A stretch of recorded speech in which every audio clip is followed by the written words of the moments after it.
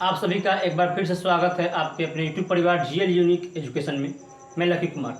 आज का जो हमारा ये वीडियो होने वाला है क्लास 10th के त्रिकोणमिति से होने वाला है। बहुत ही शानदार प्रश्न दिया गया आपका, जो कि बोर्ड एग्जाम में पूछा जाता है। देखिए क्या है, सब्जेक्टिव क्वेश्चन है। देखिए क्या बोल रहा है कि 5 cos square 60 degree plus 4 sec square 30 degree minus 10 square 45 degree बट्टा sine square 30 degree plus cos square 30 degree का मान हमको निकालना है। चलिए बिल्कुल हल करेंगे। पहले बहुत आसान तरीका से बस आपको इस देखिए त्रिकोणमिति में क्या है, सबका वैल्यू याद होगा ना, तो आसानी से कर दीजिएगा, कुछ नहीं करना है। देखिए साइन 5 cos स्क्वायर 60, तो पहले आपको याद होना चाहिए cos 60 का मान क्या होता है। cos 60 का मान हमारा 1/2 होता है, तो 5 रहेगा। और cos स्क्वायर 60 है तो 1/2 का स्क्वायर करेंगे, क्योंकि cos 60 का वैल्यू होता है 1/2 और स्क्वायर है तो 1/2 का स्क्वायर कर देंगे। ठीक है, चलिए आगे चलते हैं। सेक स्क्वायर 30 डिग्री, तो 4 बार रखिए और सेक 30 का पहले मान पता कीजिए। तो सेक 30 का मान होता है 2/√3। सेक 30 का मान क्या होता है 2/√3। स्क्वायर है सेक स्क्वायर, तो 2/√3 पे स्क्वायर लगा दीजिए, क्योंकि आपका सेक पे स्क्वायर लगाया गया। आगे चलते हैं। माइनस tan स्क्वायर 45 डिग्री, तो tan 45 का मान क्या होता है 1, तो 1 का स्क्वायर हो जाएगा। tan 45 का मान होता है 1, तो 1 का स्क्वायर होगा। चलिए आगे चलते हैं। फिर यहाँ से आइए साइन स्क्वायर 30, तो साइन 30 का मान क्या होता है 1/2, तो इसका भी स्क्वायर कर दीजिए, क्योंकि स्क्वायर लगाया है। प्लस दीजिए कॉस स्क्वायर 30 दिया गया है, तो कॉस 30 का मान क्या होता है, कॉस 30 का मान आपका होता है, चलिए 1/2।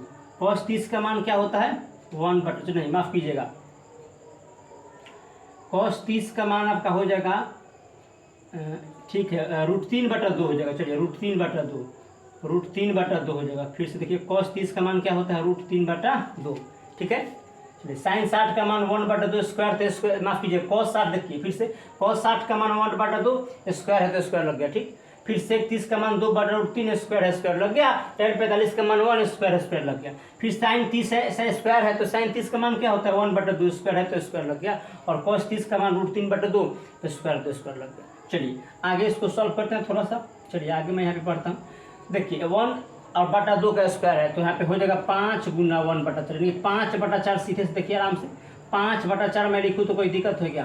5/4 मैंने यहाँ पे लिख दिया बहुत आसान तरीका से। क्यों ऐसे लिखा, देखिए 1 का स्क्वायर 1 और नीचे 2 का स्क्वायर 4, तो 5 में 1 से गुना करेंगे 5 और नीचे 2 का स्क्वायर 4, 5/4। यहाँ पे आइए 2 का स्क्वायर 4 और 4 में 8 से गुना कीजिएगा तो 32। प्लस है तो प्लस दीजिए बढ़िया से। 2 के ऊपर देखिए 2 का स्क्वायर 4 और 4 चर्चों का 16 हो जाएगा। और √3 का स्क्वायर क्या होता है 3, और माइनस में 1 का स्क्वायर हो जाएगा। ठीक, फिर समझिए 2 का स्क्वायर हो गया 4 और 4 में 4 से गुना किया तो 16। और √3 का स्क्वायर केवल 3 ही होता है। कोई भी नंबर अगर रूट में रहता है तो उसका स्क्वायर करेंगे तो बस केवल वो नंबर ही हो जाता है, अंक केवल वो अंक ही हो जाता है।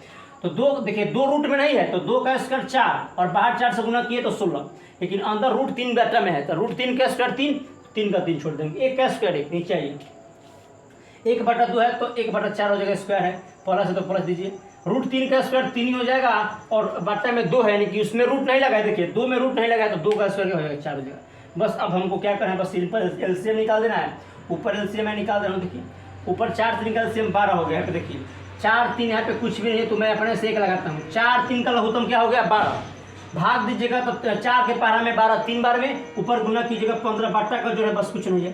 फिर 3 से 12 में भाग दीजिएगा तो 4 बार में, ऊपर गुना कीजिएगा तो 16 चौका 64, माइनस में 1 है तो 1 से 12 में भाग दीजिए 12 बार में, ऊपर गुना कीजिएगा 12। ठीक, आगे देखिए आगे चलते हैं। नीचे एलसीएम निकालिएगा तो आ जाएगा 4 4 का एलसीएम क्या हो जाएगा 4 हो जाएगा। तो 4 के पारा में 4 आता है 1 बार में, और 1 में 100 गुना कीजिएगा तो हो जाएगा 1, प्लस दीजिए। फिर 4 के पारा में 4 भाग दीजिएगा 1 बार में आएगा, और 1 में 3 से गुना करेंगे तो हमारा 3 हो जाएगा। बस अब बढ़िया से मैं क्या करता हूँ जोड़ लेता हूँ। देखिए 64 और 15 कितना होता है, 64 है तो 74 5 79, 79 माइनस 12 हो गया। ठीक, और बट्टा में हम 12 दिया गया। ठीक है, फिर यहाँ पे देखिए 4/4 क्या हो जाएगा 4/4। आगे चले 79 में से 12 घटाइएगा तो कितना का 67, 67/12, 67/12। अब देखिए क्या हो जाएगा 67/12 हमारा हो गया। अब ये हमारा देखिए बढ़िया से देखिएगा, ये वाला जो चीज़ था मेन बटा था हमारा, ये वाला जो बटा था हमारा एक प्रकार से मेन बटा था। मैं यहाँ पे बराबर लगाता हूँ। ये वाला बटा क्या था हमारा मेन बटा, जो देखिए बीच वाला, ऊपर एलसीएम निकला था बटा, ये हमारा बीच वाला मेन बटा था। तो यहाँ पे मैं बराबर का चिन्ह देता हूँ। ठीक है, यहाँ पे मैं बराबर का चिन्ह देता हूँ। चलिए तो तो अब नीचे वाला देखिए, सबसे नीचे वाला जो कहाँ जाएगा, सबसे ऊपर। ये 79 में से 12 गया तो 67 हो गया, बाटा में 12 था तो 12। अब ये वाला 4 कहाँ चला जाएगा, ऊपर ही चल जाइएगा, नीचे चल दीजिए। 4 से 4 हो गया कैंसिल, हमारा खत्म। 4 से 4 कैंसिल हो गया, तो 67/12 आंसर क्या गया हमारा, 67/12। ये हमारा राइट आंसर हो गया। इस प्रकार से आप सॉल्व कर सकते, बिल्कुल कुछ नहीं था, आपको बस मान याद होगा तो क्वेश्चन आप कर दीजिएगा। ठीक है, अगर वीडियो समझ में भी ना आया हो तो 1-2 बार देखिए।